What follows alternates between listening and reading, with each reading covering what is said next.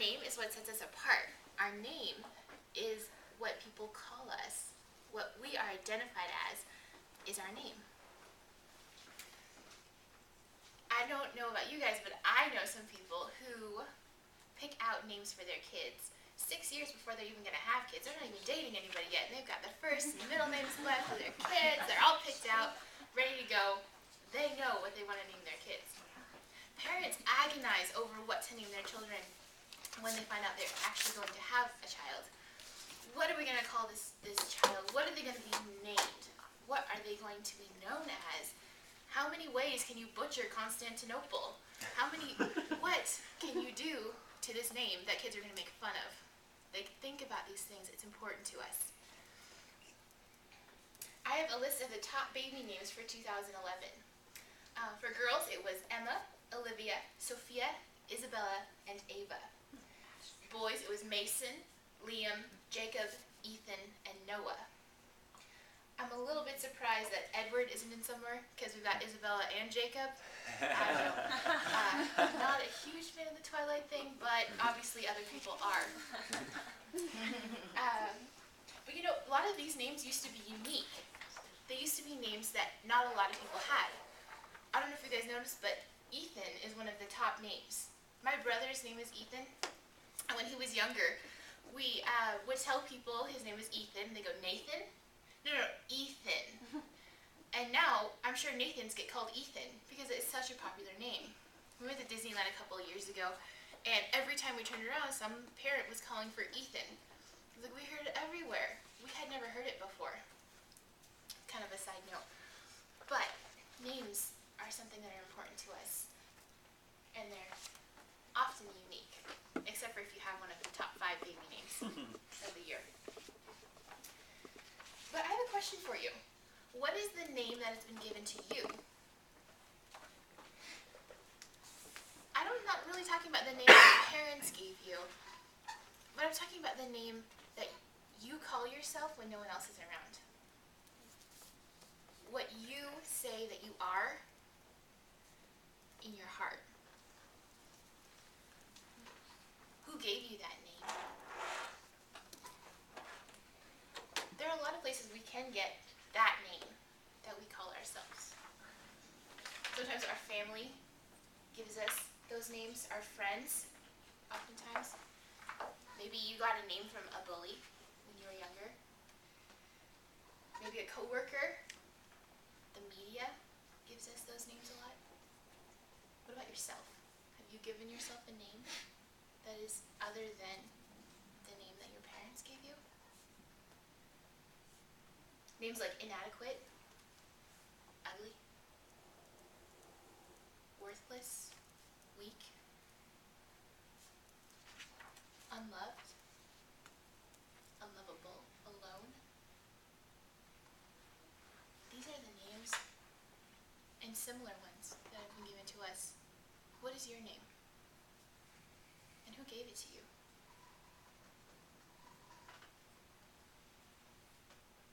I'm here to tell you today that God has a name for you, and it's none of those things. I listed a few off. Maybe you have another one that you're thinking of. It's none of those things. If you have your Bibles, go ahead and open to Revelation 3:12. I'm not going to start there, but we're going to be getting there pretty soon. I'm going to start in Psalm 139. 139:14 and following. It says, I praise you, for I am fearfully and wonderfully made. Your workmanship is marvelous. How well I know it. You watched me as I was being formed in utter seclusion. As I was woven together in the dark of the womb, you saw me before I was born. Every day of my life was recorded in your book. Every moment was laid out before a single day had passed. God made you. He knew you before you were born. While you were being made in your mother's womb, he knew who you were. He had a name for you. He had you picked out. And you know, he's not going to make something that he's not proud of. In Genesis 1:31, it says, God looked over all that he had made and said it was very good. Now, this is the only area I know of that God talks about his creation. where he says it is very good. He looked over it. But we know that God does not change. And so the things that he makes today, the things that he makes tomorrow, he still says it is very good. I love my creation. God won't make something he's not proud of. He made you. And he has a plan for you. We go on to Ephesians 2:10. It says, "For we are God's workmanship, created in Christ Jesus, to do good works which God has prepared in advance for us to do." God made us. Again, kind of this theme. God has made you. He's prepared you in advance to do the things that he wants you to do. He's given you a specific set of skills, a specific set of personality traits that he wants you to have, because there's something that only you are going to be able to do. Only you are going to be able to impact somebody's life in a way that's going to change them. Only you can show God to others in a way that is going to matter to someone else. He's prepared you in advance for the things he's got for you to do.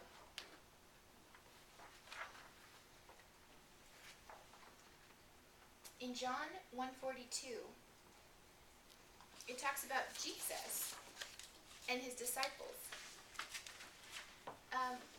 It says, "Then Andrew brought Simon to meet Jesus. Looking intently at Simon, Jesus said, 'Your name is Simon, son of John, but you will be called Cephas,'" which means Peter.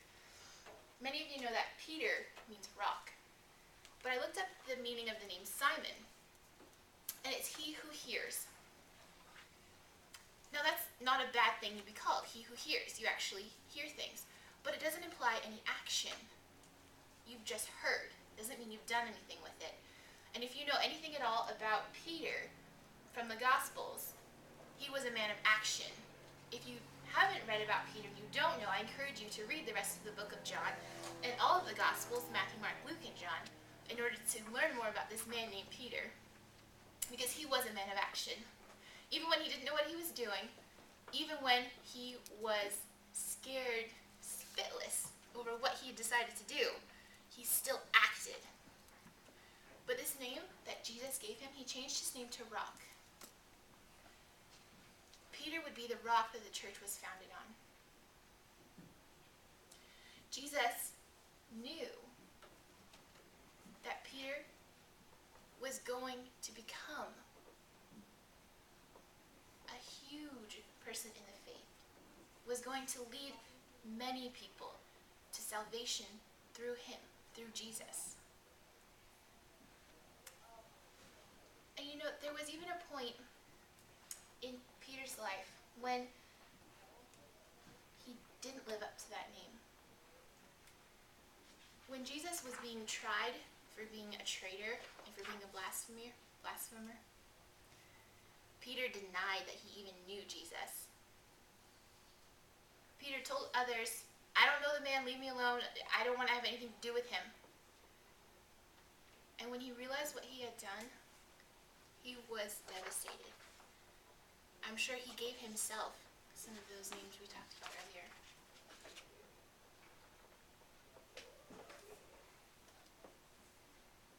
But he didn't let that stop him. After that had happened, and after he had hit rock bottom, he was able to overcome it and still become the rock of the church, the foundation of what the church was built upon. Well, Jesus is the foundation, but he was able to help build the church on the foundation of Jesus. He didn't let that name that he gave himself, he didn't let that circumstance that he found himself in define him. And now we get to Revelation, where I had you turn before. In Revelation 12, it says, "All who are victorious will become pillars in the temple of my God, and they will never have to leave it. And I will write on them the name of my God, and they will be citizens in the city of my God. the new Jerusalem that comes down from heaven from my God, and I will also write on them my new name. It's a little bit of a dense verse, but when it says that I will also write on them my new name, I mean, it talks a lot about writing God's name on us. It's talking about the believers, and it's implying divine ownership. God owns us. He loves us. It's something that we are his possession. It also talks about pillars in here. And pillars, if you think about what they are to a building, they're the strongest portion of the building. If a natural disaster comes, say an earthquake, they're going to be the one thing that will be left standing. Or think about a chimney. You've seen houses that are completely fallen down. I'm sure you've seen pictures or maybe seen it yourself. Completely down to the ground, but the chimney still stands because it was the strongest portion of the house. God says that we are his pillars of his temple. We are going to be able to remain standing even when awful things come our way. And he's going to write his name on us so that we are not left to our own devices, not left to what we have told ourselves that we are, what other people have told us that we are. We are his possession. He's going to write his name. He loves us. He owns us. I don't know if you guys have ever gone through a pile of junk and you look at something and you go, why do I still have this? It was like a 5th grade science project or something. You just kept it because you worked so hard on it. But it's time to throw it away. And you go to the next thing and, no, I don't think I'm going to keep that. But you find something that means a lot to you. You look at it and you just think of all of those memories that are connected with this one little object. And it still means something to you. And even though you're trying to get rid of some stuff, you can't get rid of that. So that's something you're going to keep. We are God's possession, and he's not going to throw us away. He's not going to let us go. He loves us, and we mean something to him. I want everybody to take the piece of paper that you received when you came in and write your name on it. Just your first name. Go ahead and write your name on it.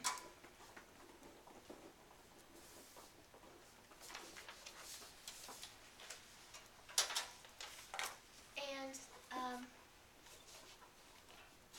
we'll talk about this in just a minute. This last summer I had the opportunity to go to kids camp, and it was just an amazing time. So fun, crazy, but ton of fun. And there was this one girl. I was her counselor. She was in my room. And she had wanted to give offering. The kids were given the opportunity to give some of their money that they had brought and give it in the offering for BGMC, which is Boys and Girls Missionary Challenge.